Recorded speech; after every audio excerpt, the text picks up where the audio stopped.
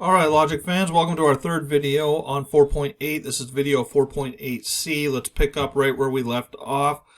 See if you can build this construction. Alright, show that this expression is in fact a quantificational sentence. Pause now.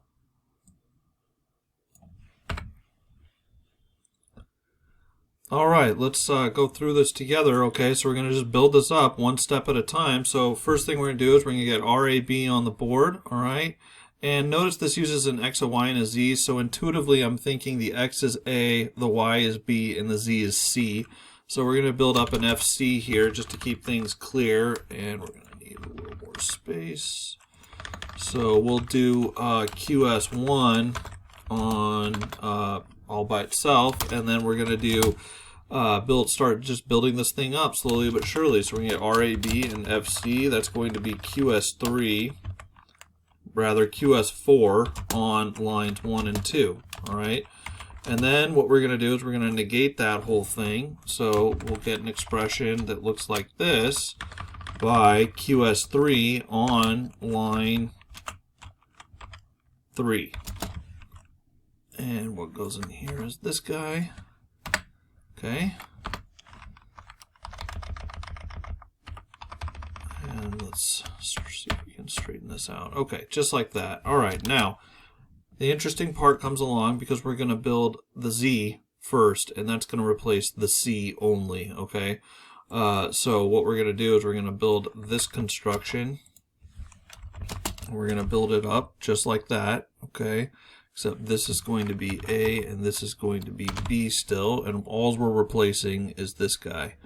Okay, so that's going to be QS9 on line 4. Okay, then what we're going to do is we're going to throw in another negation. Right, so we're going to end up negating that whole thing. So let's give ourselves some extra space here. So what we'll do is we'll just do it this way. We're not replacing anything, we're just doing the negation, so that's going to be QS3 applied to line 5. Alright, after that we've got to introduce yet another quantifier. So we're going to do this whole thing right here. Okay, just piece by piece, that's all it is. Alright, this is still going to be A, this is changing from the B to the Y, and this is remaining the same. Alright, so that's going to be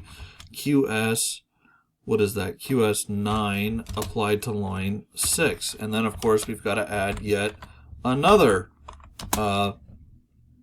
negation. So we're going to take this whole thing and we're going to negate it, and we're going to negate it by applying QS2 to it. So QS3 to line 7. All right.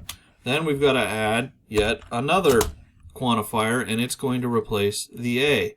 So we're going to go clear out to this guy here, and we're going to get this expression, and that's going to be replacing the A, QS, 9 applied to line 8. And we're almost there, but we've got to add yet another negation. So what we're going to do is we're going to add that negation now on to line 10. All right, and so it's going to look just like that, and that's going to be QS3 applied to line 9. Okay, and so this is a demonstration that this sentence is this expression is in fact a sentence. Okay. Okay, a couple more here, and let's try to do some more sophisticated constructions, such as this one here, where you've got the universal quantifier embedded inside of a sentence with this other quantifier ranging over it. Okay, so it's sort of overlapping that way. Pause now and give this one a shot. Alright, I'm going to start now, so do pause it to make sure that you're getting your own practice in, okay? And there's plenty of practice problems in the textbook, so make sure you're looking at those. My X is going to be A, my B is going to be Y. Notice, right, QS2, the relational constant rule, it requires these to be individual constants. They cannot be individual variables, alright? So we've got QS2 here, and what we want to do is build this thing right away, okay? So how are we going to build this thing? Well, it's interesting because the x is going to be the a, so we want to leave the a alone. So instead what we're going to do is we're going to append the universal quantifier to this construction, and of course we can do that following QS8, provided we replace at least one of them, one of the individual constants, like this, okay? And so this is perfectly fair, and that's going to be QS8 applied to line 1, all right? Then what we want to do is we want to establish a conditional. So let's go ahead and build our FA this way. Notice that we're going to use A again because we want the X, okay? So we'll do QS, what is that? QS1, all right, just to get the FA on the board. Then what we're going to do is we're going to build if FA, then, right, this whole expression right here. So now notice, look at this, the universal quantifier is nice and inside on the consequent of the conditional, all right? That's the proper way to construct this. And we did do similar examples in the previous videos when we first introduced QS8 and QS9. So this is going to be QS6,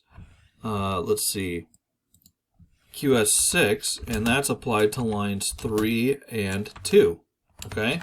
And then, of course, what we want to do is attach the universal quantifier, and we can do that. Let me just sort of walk you through it a little bit. So we've got this expression. We're going to surround the entire thing with parentheses, all right, just like this, which is what this clause says here. We're going to prefix the entire unit with the x, provided that the x does not occur, right, in that line, and it does not.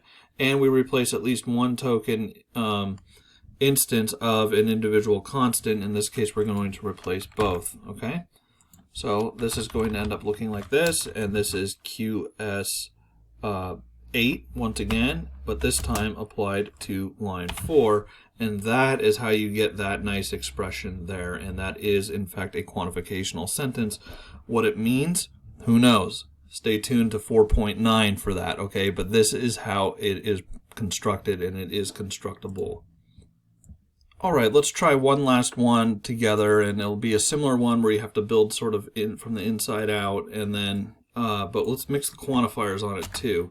So let's try something like this. Blow it up so you can actually see what's going on here. Let's try this one. Pause now. Show that this is a quantificational sentence.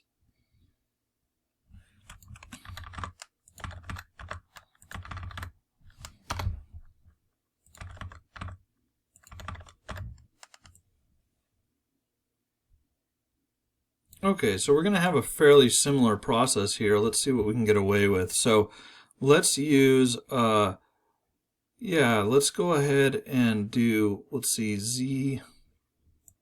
Let's start from the ground up, actually. So let's go ahead and do it this way. Suppose that we let Z be the letter C and Y be the letter B, just so there's no confusion, okay? Clearly I'm going to need FB at some point, so let's go ahead and just get that part done. So that's going to be QS1, all right?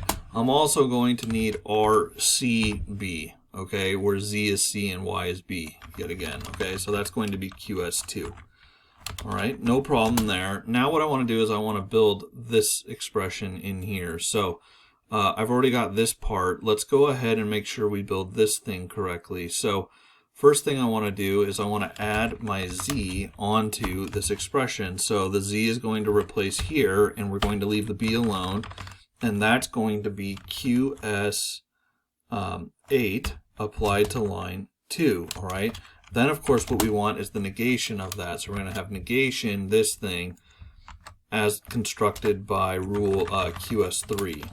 Applied to line 3 in this case. All right, so let's keep going here. Now what we want to do is build this expression. So we're going to do FB and this whole thing. And we're going to get that via our handy rule. What would that be? That would be QS4 applied to lines 1 and 4. Okay? And now what we want to do is we want to existentially generalize that, right? So what we're going to do is what we want to do is attach an existential quantifier to the expression. So we're going to do that, right? And we're going to replace the B's with the Y's, okay? And that's what occurs here. And so that's going to be QS9 applied to line 5, and that's QED, okay? And of course, you know, I want to end on, you know, you can build a construction like that, and then you can do or, you know, GF, okay? So you would build this whole thing, then you would build GF, and then you would put the or on it, and you would have a disjunction in front of you, okay? So all the rules about, you know, what kind of sentence this is stay the same, right? So this right here is a disjunction. There's its main connective. This right here is an existentially quantified sentence, right there. Now, let's try this one and test you on it. What kind of a sentence is this right here? Let's do this. Okay, so this is an actual sentence. What kind of a sentence is it? Is it an existentially quantified sentence, a universally quantified sentence, a negation? What is it? That is an and, right? On the last line of its tree, you would get and, okay? You would use and to bring all of these component parts together, all right? Of course, this all by itself is a negation. This by itself, let's do this one, that's just going to count as a brute sentence for us, okay? So it has no main connective, so it's a brute. It's a pure relational statement, okay? All right, logic fans, that's it for these videos. We'll catch you on the next 4.9 where we talk about the meaning of relations, but really make sure you do the problems to get down these mechanical features. Catch you on the next videos.